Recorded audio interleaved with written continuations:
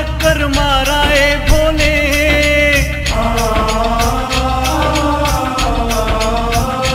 देवघर से भी बाहर चक्कर मारा ए भोले। कौना हाल में जिएलन ई किसान ए भोले। कौना हाल में जिएलन ई किसान ए भोले।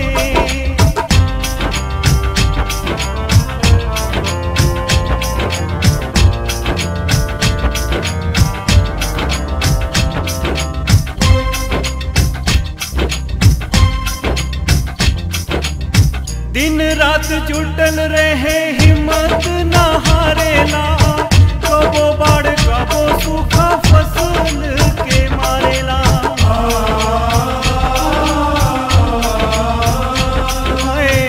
दिन रात जुटल रहे हिम्मत ना हारेला। कबो बाढ़ कबो सूखा फसल के मारेला। अंत में मारेला सरकारे भोले। अंत में मारेला सरकारे भोले। कौना हाल में जिएलन ई किसान ए भोले। कौना हाल में जिएलन ई किसान ए भोले।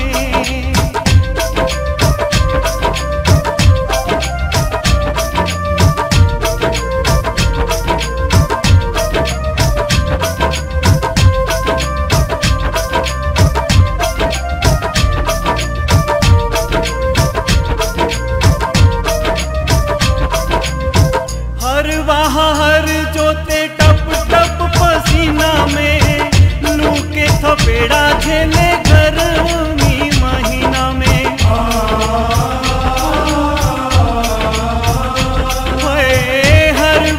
हर जोते टप टप पसीना में। लू के थपेड़ा झेले गर्मी महीना में। छुट्टी नहीं कोनो एतबारे भोले। छुट्टी नहीं कोनो एतबारे भोले। कौना हाल में जिएलन ए किसान ए भोले। कौना हाल में जिएलन ई किसान ए भोले।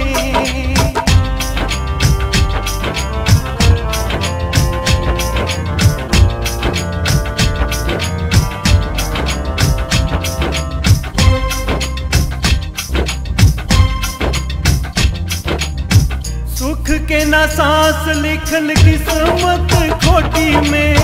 हर दम जलत रहे दुखवा के भट्टी में।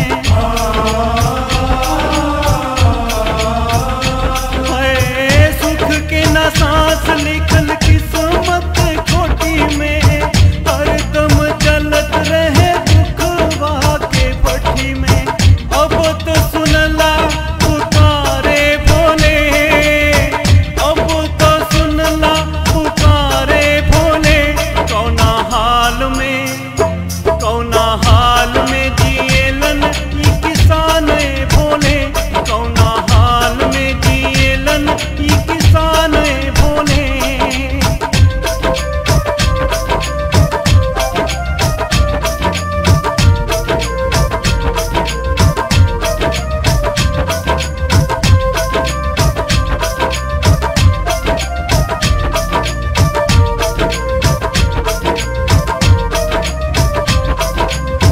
कर्ज के नीचे गर्दन दबल बा किसान के। दशा के देखा अन्नदाता के मकान के।